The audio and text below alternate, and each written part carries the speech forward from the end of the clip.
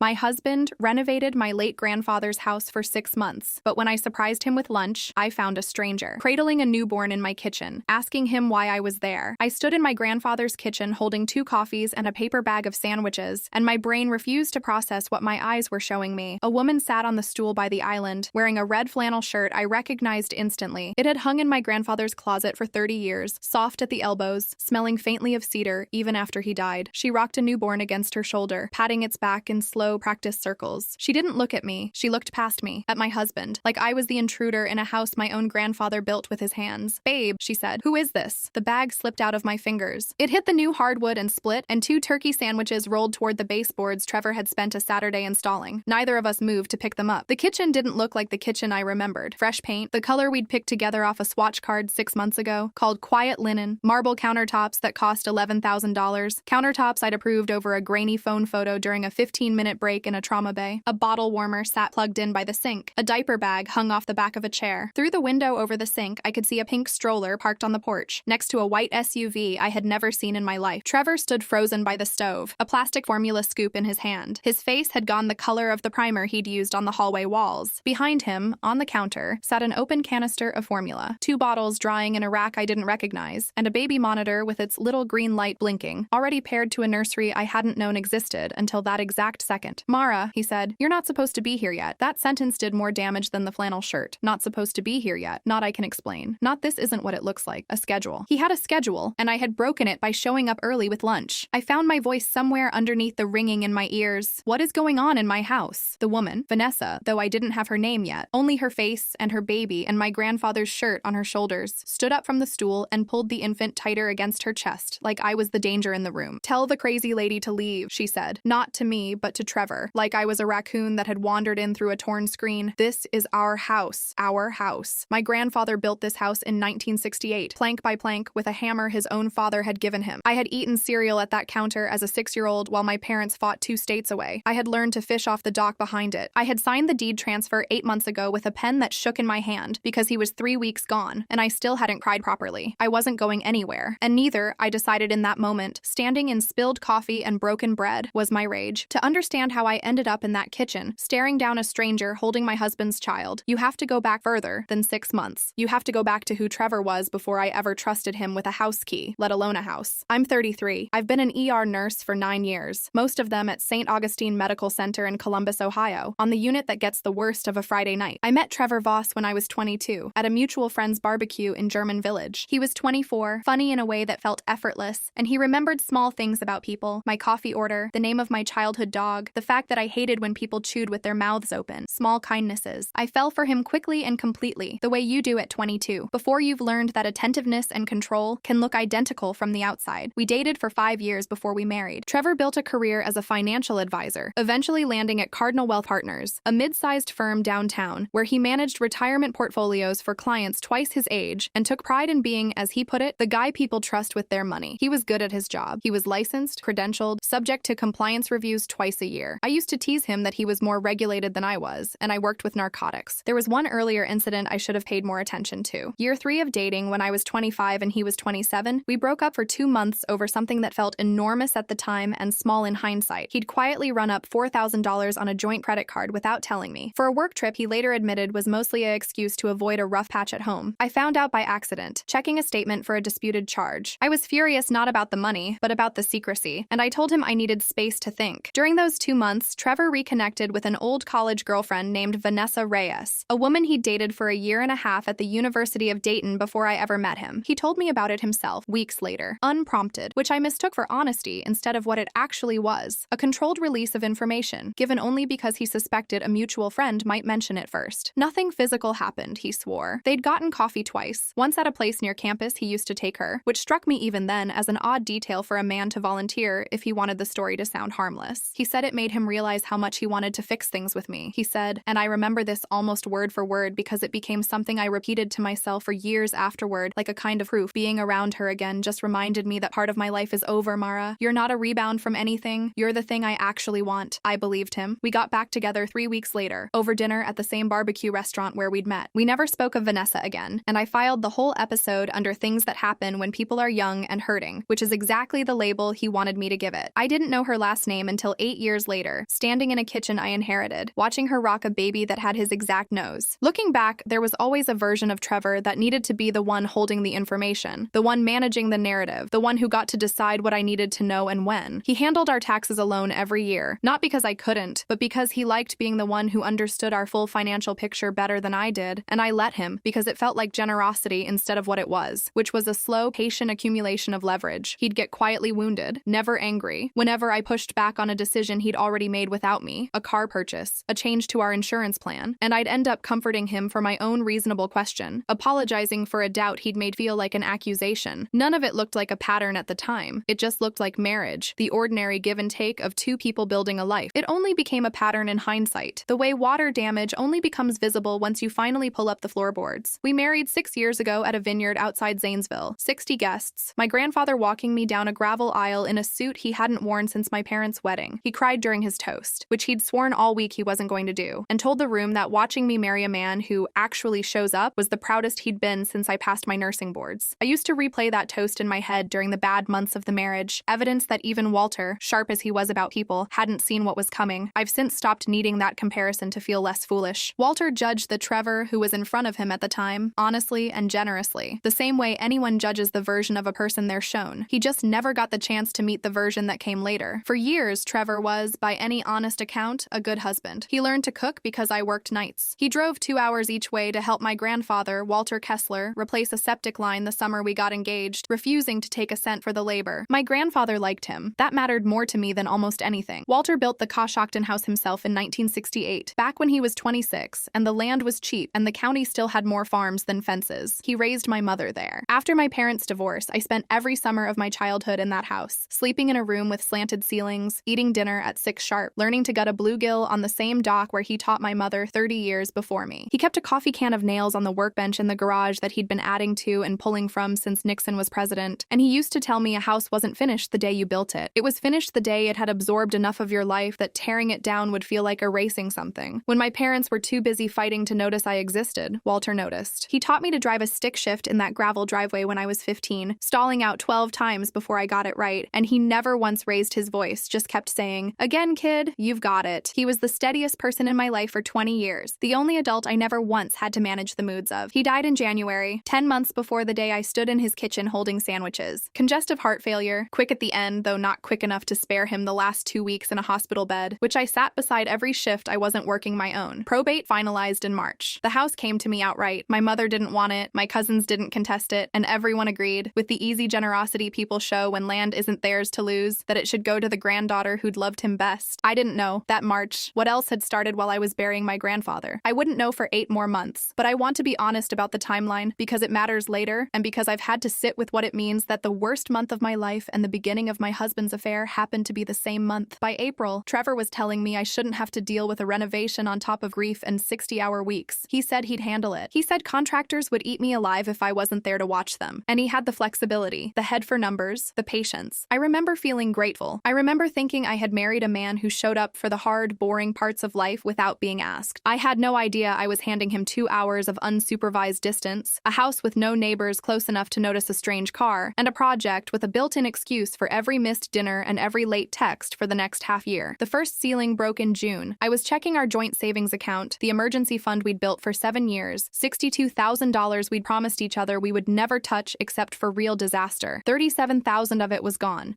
in 8 weeks. I called Trevor from the hospital parking garage, my hands shaking so badly I dropped my keys twice. The bathroom plumbing failed, he said, calm as a man reading a weather report. I told you this last week. You were half asleep after a night shift, but I told you. I didn't remember that conversation. I searched my texts, my call log, my own memory, and found nothing. You called me at 11 and I picked up, Trevor said, gently, the way you'd correct a confused patient. You said, and I quote, "As long as it doesn't come out of the wedding fund for Renee's shower." Do you not remember that either? I didn't, but I had worked 4 nights in a row that week. I had fallen asleep mid-sentence on the phone with him before, more than once, waking up to find he'd hung up and texted goodnight so I wouldn't feel bad. So I did what people do when the alternative is too frightening to consider. I decided the gap was in me, not him. I apologized for not remembering. He accepted the apology with a patience that, looking back, should have unsettled me more than the missing money did. "It's okay, Mar," he said. "You're running on fumes. I've got this. That's the whole point of me handling it." I hung up and cried a little in the parking garage, grateful, actually grateful, that I'd married someone who could carry a weight I was too exhausted to carry myself. The second ceiling broke in July, smaller but stranger. Trevor's phone, which had lived face up on our kitchen counter every night of our marriage, started disappearing into the bathroom with him. I caught him at 2 in the morning once, sitting on the edge of the tub, the screen's glow lighting up his face from underneath like something out of a campfire story. Tile guy, he said, not looking up. He only texts at weird hours. Guy's a night owl. A tile guy. Texting at 2 a.m. on a Tuesday. I stood in the doorway for a moment, and he glanced up at me with an expression I couldn't quite place at the time. Something between guilt and irritation, like I'd interrupted a meeting instead of found him in our own bathroom at 2 in the morning. Everything okay? I asked. Fine, he said, already turning the phone face down against his thigh. Go back to bed, I'll be right there. I told myself contractors kept strange hours, that I'd heard worse from friends who'd renovated. Renee's husband once fielded a call from a roofer at midnight over a tarp that had come loose in a storm. I didn't ask to see the thread. Some part of me, the part trained by 9 years of triage to spot the wound before the patient admits it hurts, already knew I didn't want the answer. I looked away from it on purpose. That's not a detail I'm proud of, but it's the truth, and this story doesn't work if I only tell the parts that make me look sharp. The third ceiling broke in August, and this one I have proof of because I went looking. I sat down with the account statements myself, actually read them line by line instead of skimming totals, and found a name I didn't recognize. TV Consulting, LLC. 4 withdrawals, $11,000 combined. Memo lines blank. When I asked Trevor about it over dinner, he didn't blink, didn't even set down his fork. Timber and Vine, he said. Staging company. Sherry recommended them. Remember Sherry, the realtor from the Whitmore closing? They stage high-end rentals, make the place look lived in for listing photos. It's an investment, Mar. Staged houses rent 30% faster. It was a plausible lie, which is the most dangerous kind. I'd never met Sherry, never verified the referral, never asked to see so much as a business card, and Trevor knew, the way spouses always know, exactly how much friction I had left in me after a 12-hour shift to go digging into a story that sounded reasonable enough on its face. You want me to pull up the LLC filing? He offered, already reaching for his laptop, a move so confident it would have felt paranoid to accept. I said no, that's fine. I trust you and I meant it, and some part of me still can't decide whether that makes me a fool or just a person who'd never before had a reason not to be. I nodded and finished my pasta. Around the same time, a charge appeared for $840 at Bloom & Co., a baby boutique 2 towns over from Coshocton. When I brought it up, Trevor barely paused. Katie's baby shower, he said. His younger sister, 7 months along at the time, according to him. You've been slammed at work? I didn't want to bother you with picking something out. I got a bassinet and some going home outfits. Cute stuff. You'll like it when you see the pictures. I never saw the pictures. I never thought to ask why a going home outfit for his sister's baby needed to be purchased 2 hours from where his sister lived, in a town where we were supposedly staging a rental. The 4th ceiling broke in September, and it came from outside the marriage, which made it harder to explain away. My coworker Renata, who carpools past Coshocton on her way to visit her own mother, caught me at the nurse's station one Monday morning, still in her scrubs from the drive. Hey, this is going to sound random, she said, laughing a little, but I think I saw Trevor yesterday out by that diner off Route 16. Didn't think anything of it, figured it was work stuff, just thought it was funny running into your husband way out there. She described the truck, the license plate frame from the dealership where we'd bought it, and then, almost as an afterthought, mentioned the woman who'd gotten out of the passenger side of a white SUV parked next to him. Very pregnant, she said, holding her back the way you do in the 3rd trimester. Cute, though. Little baby shower situation, maybe? You guys are close with some of the contractor families out there? I laughed it off in front of her. I told her he was probably meeting a contractor's wife about paint colors. Some perfectly boring explanation I invented on the spot to protect a version of my marriage that was already gone. Later, alone in the break room, I sat with the discomfort for exactly as long as it took to finish a cup of vending machine coffee, and then I put it away. I want to be honest, some cowardice lived in me too in those months. Not knowing felt survivable. Knowing did not. The 5th ceiling broke slowly over the whole month of October, in the shape of 100 small refusals. Trevor stopped inviting me out to see progress on weekends, citing dust, noise, a crew that needed the space clear. He pushed the big reveal date back 3 separate times. First, the reveal was for our anniversary, then it slid to Thanksgiving, then it slid again with no new date at all. Just a vague, soon I promise, you're going to love it. He started taking calls in the car with the windows up, even in 90-degree heat. He flinched, almost imperceptibly, whenever my name lit up his screen during what he called work hours at the house. Once, near the end of October, I finally said something out loud. I'd had a hard shift, a patient I couldn't save, and I came home raw and low on patience, and I asked him flatly why I hadn't been allowed to see the house in 4 months. He set down the dish towel he was holding and looked at me with something that read, in the moment, like hurt. I can't believe you're doing this right now, he said. I am out there every single weekend, exhausted, trying to fix up your grandfather's house so it's perfect when you finally see it. And you're accusing me of what exactly? Hiding something? I feel like no matter what I do for you lately, it's never enough. Do you know how that feels? I apologized. I actually apologized to the man who was 2 hours away every weekend building a nursery for another woman's baby because he'd made the conversation about his exhaustion instead of my question, and I was too tired myself to hold the thread long enough to notice the sleight of hand. That's the part of this story that still makes my stomach turn the most, more than the the money more than the forged signature. Not that he lied. That he made lying feel, in the moment, like the reasonable position, and made my own instincts feel like the unreasonable one. I told myself I was being paranoid. I told myself grief had made me suspicious of good things. That a man who drove 2 hours round trip every weekend to fix up a dead man's house for his wife was not a man having an affair. He was a man who loved me in the specific, unglamorous way I'd always said I wanted to be loved. I built an entire second marriage out of that explanation, brick by brick, right alongside the one Trevor was actually building without me. Then, on a Wednesday in the first week of November, my 12-hour shift got canceled 40 minutes before it started. A staffing mix-up, a scheduler's apology I barely registered. I had the whole day open for the first time in a month. I thought of Trevor out at the house alone, working through lunch again like he always said he did, and I felt a small, warm rush of the old feeling. I wanted to surprise him. I drove to a deli on the way out of town, ordered 2 turkey sandwiches and 2 coffees, and made the 2-hour drive to QuokkaReads with the windows down and the radio up, feeling, for the first time in months, like my marriage again. I noticed the changes before I even parked. Fresh flowers in the window boxes, blooming like someone had watered them that morning. A pink stroller folded neatly against the porch railing. A white SUV in the gravel drive next to Trevor's truck. A vehicle I had never once seen in 6 months of hearing about. The crew. No dumpster by the road, no contractor's van, none of the ordinary construction clutter I'd half expected after 6 months of work. I sat in my car for a moment before getting out. Sandwiches warm in my lap, telling myself the quiet just meant they were between deliveries. That the flowers were a nice touch Trevor had added for the reveal he kept promising. I remember feeling, for one last unbroken second, entirely happy. The front door was unlocked. I remember thinking that was strange for a construction site, and then I remember thinking nothing at all, because I was already turning the handle, already stepping into the front hall, already walking toward the kitchen where I could hear a low murmur of voices and, underneath it, a sound I couldn't place at first. It was a baby, fussing softly, being shushed by someone who clearly wasn't a stranger to the job. Quick pause from the story. If you enjoy these stories, consider taking a listen to our Spotify show linked in the description for early access to new stories in better audio quality. Now back to the video. Trevor didn't answer my question. He grabbed my arm and steered me toward the sliding door onto the back patio, away from Vanessa, like I was the volatile one who needed to be managed. I let him, mostly because my legs had stopped taking direction from the rest of me. Outside, with the dock visible down the slope where my grandfather taught me to bait a hook, Trevor started talking, and once he started, he couldn't seem to stop. Vanessa had messaged him in January, not March, like the story he'd apparently rehearsed for the version of this he hoped he'd never have to tell me. January, 4 days after my grandfather's funeral, while I was still sleeping in 15-minute stretches and crying in hospital supply closets between patients. She'd reached out about nothing important, he said, an old friend's check-in, and it had turned into coffee, and the coffee had turned into something he swore he never meant to happen, and by February she was pregnant, and by March she had nowhere to live because the man she'd been seeing threw her out the second he found out the baby wasn't his. I couldn't just let her be homeless, Mara. Pregnant and homeless. What was I supposed to do? He said it like a man defending a decision to help a stranger change a flat tire, not a man confessing to fathering a child with his college girlfriend during the worst month of his wife's life. I asked him, my voice steadier than I felt, whether he'd loved her. He flinched at the question like it was the cruelest thing I'd said all day, which told me more than any answer could have. It's not that simple, he said. You were grieving. You weren't really there, Mara. Not really. Not for months. I felt like I was married to a ghost. Vanessa needed me. I know how that sounds, but somebody needed me, and it had been so long since anybody did. I didn't cry. I remember being almost clinical about it, the same flat focus I use when a trauma comes through the doors and there's no time to feel anything until the shift is over. I needed you, I said. I buried my grandfather, and you were texting your ex from the funeral parking lot. He didn't deny it. He just looked at the dock, at the water, anywhere that wasn't my face. He told me he'd moved Vanessa into my grandfather's house in April, the same month he'd asked me to let him handle the renovation alone. He'd used our savings, the $37,000 and more after that, money I hadn't even clocked yet, to furnish a nursery, cover Vanessa's medical bills, and stage what he called, without apparent shame, a second life. 2 hours from the apartment where I slept beside him 5 nights a week, believing I knew who I'd married. TV consulting, the name bleeding our account dry for 6 months, wasn't Timber and Vine. It had never been a staging company. It was Trevor and Vanessa, initials hidden in plain sight on a bank statement I'd read line by line and still somehow not seen, because I hadn't been looking for my husband's name folded into a lie small enough to fit inside a memo field. I didn't scream on that patio. I want to be honest about that too, because I think people expect the screaming and I didn't have it in me. I walked back inside, past Trevor, past the bassinet I now understood I'd unknowingly helped pay for, and told Vanessa she had 48 hours to remove herself and her belongings from my property before I called the sheriff's department for trespassing. Trevor sobbed behind me, begging me to think of the baby, to not put a newborn somewhere cold over a technicality. I pulled my wedding ring off my finger at the sink, the same sink my savings had paid to install, flipped on the garbage disposal, and watched them both go pale as I dropped it in, and let the motor grind for exactly as long as it took to feel something other than numb. That was Wednesday. day. By 9 the following morning, I was sitting across a desk from Diane Farrow, a family law attorney a colleague had recommended years ago, half joking, for when one of these ER doctors finally drives someone to it. Diane specializes in high-asset divorce and financial misconduct, and her office was exactly what I needed it to be that morning. No soft lighting, no tissue box angled toward the client chair, just a woman in her 50s with reading glasses pushed up into gray hair who looked at my stack of printouts and said, "Good, you documented. Most people don't." I brought her every bank statement I could pull, every credit card record, every receipt I'd screenshotted out of some nurse's instinct to document what didn't add up, going back to that first $37,000 in June. Diane went through them in silence for almost 20 minutes while I sat there drinking bad coffee from a Keurig in the corner, watching her pen move faster and faster across a legal pad. Then she stopped on one page and read it twice. She found the second lie inside the first one. Buried in the paperwork was a home equity line of credit, $42,000, taken out against the Coshocton property in June, 4 months after probate closed and the deed transferred solely into my name. My signature was on the application. I had never seen that document in my life, never sat across from a notary, never signed anything resembling those loops and slants that were supposedly mine. Diane held it up to the light from her window, studying the signature line for a long moment before she set it down and slid it across the desk to me. "Is that your handwriting?" she asked. I looked at it for a long time. It was close. It was close enough that a bank teller with 40 other applications on her desk that day hadn't blinked. It wasn't mine. The M leaned the wrong direction. I don't cross my 7. Whoever forged it had studied my signature on our joint mortgage documents closely enough to fool a stranger, but not closely enough to fool the woman who'd been signing her own name the same way since she was 11 years old. "No," I said. "It's not. This isn't just infidelity, Mara," Diane said, setting down her pen. "He forged your name on a loan application against property he doesn't own, 4 months after your grandfather's estate transferred it solely to you. That's not a marital dispute. That's bank fraud and forgery. And depending on how the county prosecutor's office feels about it, that's potentially a felony with his name on it, not yours." I called Trevor's sister, Katie, that same afternoon, on a hunch I almost didn't trust myself to follow. I hadn't spoken to her in over a year, not since a stiff Thanksgiving, where the family tension over their mother's care had made the whole table go quiet twice. "Hey," I said when she picked up, "this is going to sound strange, but is there any chance you're pregnant right now? Or were, back in the summer?" There was a pause long enough that I thought the call had dropped. "What? No. Why would you?" And then she stopped herself, and I heard something shift in her voice. The particular sound of a person doing quick math they didn't want to do. "What did he tell you?" she said. It wasn't really a question anymore. Katie wasn't 7 months pregnant. Katie wasn't pregnant at all. She hadn't spoken to her brother in nearly a year over an unrelated falling out about their mother's care, and she went quiet on the phone for a long time when I explained why I was calling, then said very softly, "I'm so sorry. That doesn't sound like the Trevor I grew up with. Or maybe it does, and I just didn't want to see it either." That afternoon, I drove back to Coshocton with my cousin Renee and her husband Beckett, both of whom had cleared their schedules the moment I called and asked for help without needing to be asked twice why. Renee had grown up spending summers at that house alongside me, had learned to swim off the same dock, and when I told her what I'd found in the kitchen the day before, she went silent on the phone for almost 10 full seconds before she said, in a voice I'd never heard from her, "I'll bring the truck. We'll get boxes on the way." Beckett, who rarely involves himself in family conflict, said only, "I'm driving," and started grabbing his keys before I'd finished the sentence. Trevor was still there when we pulled up, sitting on the porch steps like a man waiting for a verdict, unshaven, hollow around the eyes in a way that might have moved me 8 months earlier. It didn't move me now. I walked past him like he was already a stranger telling a story about a house that used to be his. 24 hours left, I said, not slowing down. Inside, Vanessa sat on the velvet sofa. I now understood my savings had purchased, the baby asleep in a bassinet beside her, glaring at me like I'd wandered uninvited into her own home instead of the reverse. "You're traumatizing my son," she said. "He's 3 weeks old. Do you have any idea what stress does to a newborn's cortisol levels? You brought a newborn into a house that belongs to a dead man's granddaughter," I said. "I didn't do that. Trevor did that, and you let him." She started to say something else, something about how none of this was supposed to happen this way, how Trevor had told her the timeline would be different, that there'd be a plan, a conversation, something civilized. "There was never going to be a version of this where I found out gently," I told her. "You knew that. You just hoped you'd have more time before it mattered." I looked at her for a long moment, and something in me that had been shaking all day went very still and very calm. "I know exactly what a house built by a man who's been dead 10 months is worth," I said. "And it isn't yours. Take the baby and go, because in 10 minutes I'm sending an email to Sanjay Patel, Trevor's compliance officer at Cardinal Wealth Partners, laying out every dollar that moved through a shell company registered as TV Consulting, every falsified loan document with my forged signature on it, and every misappropriated dollar of client-adjacent trust that a compliance audit is going to find the second someone points them in the right direction. Once that email lands, neither of you keeps the house, the job, or the story where you're the victim in this." Vanessa's face did something complicated, the smugness draining out of it in real time, replaced by something closer to fear. Trevor, who had followed us inside without either of us noticing, lunged for the phone in my hand, panic ripping his voice up an octave I'd never heard from him. him. Mara, stop. You don't understand what this will do to my career. Please, we can figure this out. I'll fix everything. You had 6 months to fix everything, I said. You spent it building a nursery. I pressed send. For a full 3 seconds, nobody in that kitchen moved. Then Trevor sank onto the same stool Vanessa had been sitting on when I first walked in, put his face in his hands, and made a sound I'd never heard a grown man make before. Something between a sob and a kind of animal disbelief. The sound of a person watching a life they'd been quietly, carefully constructing come apart at the exact moment they realized it had never been built on anything solid to begin with. Vanessa didn't go to comfort him. She stood there holding her son, staring at the email notification still glowing on my screen. And for the first time since I'd walked into that kitchen, she looked less like a woman who'd won something and more like a woman who'd just realized what she'd actually signed up for. You said she'd never find out, she said quietly, to Trevor, not to me. You said the accounts were clean. Trevor didn't answer her. I don't think he had an answer left in him that wasn't a lie. And for once, even he seemed to know it wouldn't land. Renee stood in the doorway behind me through all of it, arms crossed, and I watched her face change as she watched his. She'd known Trevor for 6 years, had toasted our marriage at that vineyard outside Zanesville, had genuinely liked him the way most people genuinely liked him right up until they had a reason not to. Afterward, driving back with a truck bed half loaded with boxes I hadn't even asked her to help pack, she said quietly, I've never seen someone's whole face just fall apart like that, like there was nothing underneath it holding it up. Beckett didn't say much of anything the whole drive, but he texted me 2 days later, out of nowhere, just to say he was glad I'd sent the email when I did. Some kinds of witnessing don't need many words. I want to be clear about one thing, because it's the part people ask me about most when I tell this story. I didn't send that email out of spite, or not only out of spite. I sent it because I had spent 6 months being told, gently and reasonably and with a straight face, that the evidence in front of me didn't mean what it obviously meant. Sending it was the last and only way I had to make my own reality real to someone other than myself. The fallout didn't happen all at once. It happened in waves over the following 2 months, and each wave rearranged who I understood my life to actually contain. Renata found me in the break room the week after, before I'd even told most of my coworkers what had happened. She'd heard fragments already, the way news moves through a hospital floor faster than any official channel, and she sat down across from me with her lunch untouched and said, I should have said something more than funny running into your husband. I saw a pregnant woman get out of his truck and I made a joke instead of asking if you were okay. I told her there was nothing she could have known, which was true, but I understood, sitting there, that I'd been the one who'd waved her concern away in the first place, laughing it off to protect a marriage that no longer deserved the protecting. She didn't say I told you so. She just started walking with me to my car after night shifts, without being asked, for about a month, until I didn't flinch anymore at strange headlights in the parking garage. Trevor's mother, Carol, called me the next morning, and I braced for the version of that call I'd heard about from other women. The mother who defends her son on instinct, who calls you cold, who asks what you did to drive him to it. That's not what happened. Carol listened to maybe 90 seconds of the timeline before she went quiet, and when she spoke again, her voice had the flat, exhausted tone of someone recognizing a pattern they'd hoped they'd successfully buried. His father did something similar to me, she said. Different woman, same shape. I thought I raised him better than that. She didn't defend him. She asked how I was doing, and then she asked, almost shyly, if she could still call me sometimes, even after the divorce was final. I told her yes. We had coffee for the first time, just the two of us, 3 weeks later, at a diner near her house in Zanesville, and she spent most of the hour apologizing for things that weren't hers to apologize for not seeing it sooner, for raising a son who could do something like this, for years of holidays where she'd watched Trevor manage conversations a little too smoothly and told herself it was just confidence. I should have asked more questions when he was young, she said. I think I taught him that charm was a substitute for honesty, and I didn't mean to, but I think I did. She's one of exactly 2 people from Trevor's side of the family I still speak to. Katie became something closer to an ally than I ever expected from a sister-in-law I'd met maybe a dozen times in 6 years. She'd spent the last year estranged from Trevor over how he'd handled their mother's early dementia diagnosis. He'd wanted to sell Carol's house without her full understanding of the paperwork, Katie told me, a detail that landed differently once I already knew what he was capable of doing to a woman's understanding of her own signature. I used to think I was the difficult one in the family, Katie told me over coffee a few weeks later, turning her mug slowly on the table. Turns out I was just the first one who stopped believing his version of things. Katie sat with Diane for 2 hours, unprompted, laying out a pattern of financial corner cutting that went back years, well before Vanessa, well before me. It wasn't admissible in the way that mattered most to the divorce, but it mattered to me. It confirmed I hadn't imagined the shape of him. I'd just been the last one to see it clearly. Cardinal Wealth Partners placed Trevor on administrative leave within 4 business days of my email reaching Sanjay Patel's inbox. The firm's compliance department, it turned out, took allegations of client-adjacent shell entities and forged financial documents with a seriousness that Trevor, for all his fluency in regulatory language, had apparently never imagined would be turned on him. Diane explained it to me over coffee one evening, translating the alphabet soup into plain English. An internal investigation, a mandatory disclosure to state regulators, and very likely a U5 filing severe enough to end his ability to hold a securities license agents anywhere in the country. Financial advisors who forge signatures on loan documents don't usually get to keep advising people what to do with their money, she said. Even outside of court, the industry has a long memory. 6 weeks later, he was terminated for cause. I felt something when I heard that news that I hadn't expected to feel. Not triumph, exactly. Something closer to the particular ache of watching a person's whole carefully constructed identity collapse and realizing you used to be proud to stand next to it. I met with Sanjay Patel myself, once at Diane's suggestion, to give a formal statement for the compliance file. He was younger than I expected, precise in the way people get when their entire job is protecting an institution from its own employees, and he thanked me twice for coming forward before I'd even sat down. People don't usually report this kind of thing, he said. Spouses protect each other, even when they shouldn't. It makes our job harder, and honestly, it makes things worse for the client base we're supposed to be protecting. I asked him before I left whether Trevor had used any actual client funds, and he told me carefully that the investigation was still confidential, but that the firm had frozen and reviewed every account he'd touched in the prior 18 months as a precaution. He didn't tell me what they found, he didn't have to. 2 months later, a brief, dry item ran in a regional finance trade newsletter Diane forwarded me, noting that a former Cardinal Wealth Partners advisor had voluntarily surrendered his license amid an internal review, the kind of sentence written to say everything by saying almost nothing at all. Trevor's desperate moves came in a predictable, exhausting sequence. He showed up at St. Augustine twice in the first month, once in the parking garage where I'd first learned the emergency fund was gone, asking me to just talk, no lawyers please. I stood by my car with my badge still clipped to my scrubs and told him there was nothing left to say that hadn't already been said in front of a notary. Security walked him out the second time, after a colleague reported a man loitering by the ambulance bay for 40 minutes, pacing, checking his phone, the kind of behavior that in any other context would have triggered a wellness check instead of just an escort to the street. He called Diane's office directly, against his own attorney's advice, trying to negotiate a settlement that would let him keep half the equity in a house he'd never had legal claim to in the first place, since it was mine outright before we married. He tried, at one particularly low point, to get his mother to talk to me on his behalf, which is how I learned Carol had already told him, in her own words, that he'd made his bed. He drafted, and then withdrew, a countersuit alleging I'd damaged marital property by ruining the wedding ring in the disposal, a claim his own attorney reportedly refused to file on the grounds that a jury would not receive it kindly. The forgery charge moved slower than the compliance investigation, the way criminal matters usually do. The Coshocton County Prosecutor's Office reviewed Diane's referral, and after 4 months declined to pursue felony charges, citing the difficulty of proving intent to a jury when a marriage was technically still intact at the time the HELOC was filed. It was a frustrating outcome, and Diane was honest with me about how common that outcome actually is. But the civil remedy hit harder than a criminal docket ever could have. The lender voided the loan entirely once the forgery was documented. Trevor was held solely liable for the fraudulent debt in our divorce settlement, and the compliance termination followed him into every subsequent job application in a way no 6-month prison sentence would have. Justice, I learned that year, rarely looks like handcuffs. More often, it looks like paperwork, quietly closing every door a person spent a career propping open. A handful of mutual friends tried in the early weeks to stay neutral, texting me things like, "So sorry to hear, thinking of you both," as if this were a sad accident that had happened to a marriage rather than something Trevor had built deliberately, month by month, over half a year. I understood the instinct, but I didn't have room for it, and I said so plainly to the 2 or 3 people who mattered most to me, which cost me a few friendships I'd assumed were sturdier than they turned out to be. One woman, an old friend from nursing school named Priya, called Trevor misguided in a group text before catching herself, and I left that chat and didn't look back. Grief has a way of clarifying who actually shows up, and losing those friendships, small as they were compared to everything else, still stung in a way I hadn't braced for. Trevor tried one more angle before the divorce finalized, working through a mutual friend from his side, a groomsman from our wedding named Colton, who reached out gently, almost apologetically, to ask if I'd consider hearing Trevor out one more time, off the record, no lawyers. I told Colton I appreciated him caring enough to ask, and that the answer was no, and that I hoped he understood I wasn't angry at him for trying. He said he did. He also, quietly, stopped being in touch with Trevor not long after, which I only learned secondhand from Katie, who'd apparently become something like a clearinghouse for information from Trevor's shrinking circle. Vanessa's situation resolved in a way I hadn't expected to feel anything about, and then found that I did. She moved back in with her mother in Zanesville within the 48-hour window. No drama, no further confrontation. Months later, Katie mentioned, carefully like she wasn't sure whether it would hurt me to hear it, that Vanessa had filed for child support against Trevor independently, through the county, and that she was raising the baby, a boy named Silas, mostly on her own. I don't know Vanessa's whole story. I know she made a choice with a married man that caused me real, lasting harm, and I've stopped pretending my anger at that has fully burned out. But I also know she was homeless and pregnant, and chose a man who lied to both of us with the same fluent ease. And some nights, not many, I find I have room to feel something for her that isn't quite forgiveness, but isn't quite nothing either. The logistics were their own particular misery, the unglamorous underside of a story that sounds, photos. From the outside, like pure vindication. Someone has to actually pack a life apart. We'd shared the Columbus apartment for 6 years, and dividing it took 3 exhausting weekends of sorting furniture into piles while trying not to read too much into who wanted the coffee table. Trevor moved into a rented condo near the highway, the kind of place with a leasing office and a communal grill nobody uses. And I remember feeling almost sorry for him the day I drove past it by accident, before I remembered what he'd spent our savings on, instead of a future either of us actually agreed to. I sold my half of a car we'd bought together, split a storage unit's worth of wedding gifts we'd never once mentioned wanting back, and spent an entire Saturday on hold with a bank trying to get my name off a joint credit line he'd apparently maxed out in the 2 weeks after I filed. One final, small cruelty on his way out the door. The quiet grief came for me in October, almost a year to the month after my grandfather died, on an ordinary Tuesday with no scheduled reason to fall apart. I was going through a box of things from the apartment Trevor and I had shared, sorting what I wanted to keep from what I wanted gone, and I found a photo from our wedding. Trevor laughing at something my grandfather had said, an unguarded, genuine laugh, the kind you can't perform. I sat on the floor of a half-hacked apartment and cried for 20 minutes, not for the man who'd forged my signature or hidden a nursery 2 hours away, but for the version of him I'd married, the one who used to leave his phone face up on the counter, the one my grandfather had liked enough to trust with a septic line. I thought about the two of them out on that dock the summer we got engaged, Walter handing Trevor tools without being asked twice, the two of them laughing about something I couldn't hear from the porch, and how certain I'd felt that day that I'd chosen well. That man, I've come to understand, either never fully existed or existed only in the specific conditions where lying hadn't yet become easier than telling the truth. Either way, I was allowed to miss him. Grief doesn't check whether the thing you lost was ever entirely real, and I've stopped waiting for permission to feel two contradictory things about the same person at once. I put the photo in a box labeled Keep, not Trevor, just Keep, because some pieces of a life don't belong to the person who ruined the rest of it. They just belong to the years themselves. The divorce finalized in April, 14 months after I first walked into that kitchen holding sandwiches. I kept the house outright, as Diane had predicted from the start. Inherited property, held solely in my name before the marriage, was never realistically Trevor's to claim, forged documents notwithstanding. I also received a settlement covering the bulk of the money he'd drained from our joint savings, though received is a generous word for a process that took 11 more months of filings, hearings, and one deeply unpleasant deposition. At that deposition, in a conference room with a view of the Scioto River that felt too pleasant for what was happening inside it, Trevor's attorney tried, one last time, to characterize the whole arrangement as a misunderstanding rather than a plan. My client made poor personal choices, the attorney said, but there's no evidence of premeditated financial fraud against Mrs. Voss specifically. Diane didn't even raise her voice. She simply slid a printed timeline across the table. The January message, the February conception, the March move-in, the April renovation cover story, the June forged loan application, the $840 boutique charge explained as a gift for a sister who was never pregnant, and let it sit there while the court reporter's fingers kept moving. Trevor stared at the table the entire time. He didn't correct a single date. When Diane asked him directly, on the record, whether he'd signed my name to the HELOC application himself, there was a long pause before his own attorney quietly advised him not to answer, which is its own kind of answer, and one I've replayed in my head more times than I probably should. I live in Coshocton now, full-time, not as a weekend project or a rental staged for someone else's photographs. I transferred to a smaller hospital 40 minutes away, took a pay cut I don't regret, and finished the renovation myself, slowly, over the better part of a year, with a contractor I found through my own research this time. Someone with actual references I actually called, whose invoices I read line by line every single month whether I trusted him or not, because I've learned that trust and verification were never supposed to be opposites in the first place. The marble counters stayed. I'm not petty enough to rip out $11,000 of stone over who paid for it, but I repainted the kitchen a color of my own choosing, something warmer than quiet linen, something that doesn't remind me of a swatch card I picked with a man who was already lying to me by the time we picked it. My grandfather's red flannel shirt is back in the closet where it belongs, hung next to a coat of my own now. I wash it every few months for no reason I can fully explain, just to keep it from smelling like anything other than itself. Some mornings before my shift, I sit at the kitchen island with coffee and watch the light come up over the water the way I used to watch it as a kid, waiting for Walter to come downstairs and start the bacon. I've hung a photo of him on the wall by the back door, the one where he's mid-laugh, holding up a bluegill that was really too small to bother keeping, taken the summer I turned 14. It's the first thing I see leaving the house, and the last thing I see coming home. I like to think he'd have hated what happened here almost as much as I did, and I like to think he'd have liked what the place looks like now, not staged, not performed for anyone's benefit, just lived in, the way he always said a house was supposed to be. Sometimes Renee comes by on a Sunday and we sit on the dock with our feet in the water the way we did as kids, and she doesn't ask how I'm doing anymore, not directly. She just watches the water with me for a while, and that's enough. I still see Carol for coffee every couple of months. Katie and I text more than I text most of my own cousins now, which neither of us saw coming and both of us are grateful for. Renee and Beckett still come out most Sundays, and Renee likes to joke that she got a lake house out of the divorce even though it was never hers to begin with, which is her her way of saying she's glad I kept it and glad I'm not alone in it. I think about Silas sometimes, Trevor's son, a boy who did nothing to deserve the circumstances of his own beginning, who will grow up with a father whose career collapsed under the weight of the choices he made the same year that boy was conceived. I don't know what Trevor tells people now about why he no longer holds a securities license, or whether he tells the truth or some smoothed-over version of it, the same way he smoothed over a missing $37,000 into a plumbing emergency I never had. I imagine someday Silas will be old enough to ask his own questions, and I hope for that boy's sake that his father has found some honesty by then that he didn't have with me. I hope, in the uncomplicated way you can hope for a stranger's child, that he gets a version of his father better than the one I knew at the end. I don't know if he will. That's not really my burden to carry anymore, and learning to set that particular weight down took longer than I expected it to. People ask me sometimes, when I tell this story, whether I regret letting Trevor handle the renovation alone in the first place, whether I should have seen it coming, watched closer, asked harder questions sooner. I've made my peace with the answer. I trusted a person I had 11 years of evidence to trust. Trust built on 11 years of real evidence isn't naivety. It's just trust, doing exactly what trust is supposed to do, right up until the moment someone decides to spend it on something you never agreed to fund. I think about it sometimes in ER terms, because that's the language I know best. You don't blame a patient for trusting that their own heart will keep beating the way it always has. You just treat the arrhythmia when it shows up, and you don't waste time being angry at the patient for not seeing it coming sooner. I try to extend myself the same grace I'd extend a stranger on a gurney. Some days it works better than others. What I know now, sitting on the same dock where my grandfather taught me to bait a hook, in a house he built with his own hands in 1968, and that somehow, despite everything, still stands exactly where he left it. What I know is that the worst betrayals rarely announce themselves as betrayals. They announce themselves as reasonable explanations, a forgotten conversation, a tile guy who texts at strange hours, a staging company with a plausible name, a baby shower gift for a sister who was never pregnant, each excuse small enough to swallow on its own, and I swallowed every single one, because the alternative meant admitting the man I loved was building a second life out of the wreckage of my grief in the one place on earth that was supposed to be safe. I've thought a lot since about how a person gets away with something like that for 6 months. It isn't cleverness, not really. It's the willingness to spend somebody else's trust like it's an inexhaustible resource, betting correctly that they'll keep extending it long after the evidence says they shouldn't. Trevor bet on that for half a year. He lost the bet the day my shift got canceled 40 minutes early. I don't know if I'll ever fully stop grieving the version of Trevor I married, the one who left his phone face up on the counter and drove 2 hours to fix a septic line for free. I've decided that's allowed. You can mourn a person and still be glad, entirely and without contradiction, that they're gone from your life. Some nights I sit on that porch with a coffee that's gone cold, and I think about how I found out my whole second marriage was a lie in the exact kitchen where I learned to trust people in the first place, and I let both of those truths sit next to each other without trying to resolve them into something tidier than they are. I'm not interested anymore in stories that end clean. I've lived one that didn't, and I trust it more for the mess still visible at the edges. I started dating again this spring, cautiously, more out of curiosity than need. Nothing serious yet. What I've noticed, on the 2 or 3 dinners that went well enough to warrant a second one, is that I ask more questions now than I used to, and I no longer apologize for asking them. I watch for the specific thing I missed with Trevor. Not lies exactly, everyone tells small ones, but the particular comfort of being the only person who holds the full picture. I don't know if I'll recognize the next version of that pattern faster than I recognize the last one. I hope I will. I think I will. That hope, cautious and unproven as it is, feels like its own kind of recovery. The house still stands where my grandfather left it. So do I. That, more than any settlement or U5 filing or forged signature finally set right, is the part of this story I'm proudest of. I found a stranger cradling a newborn in my kitchen, asking my own husband why I was there. 18 months later, I'm the only one still standing in that kitchen at all. And for the first time in longer than I want to admit, that's exactly where I want to be. I make coffee there every morning now, in a kitchen that finally, fully, belongs to no one's story but mine.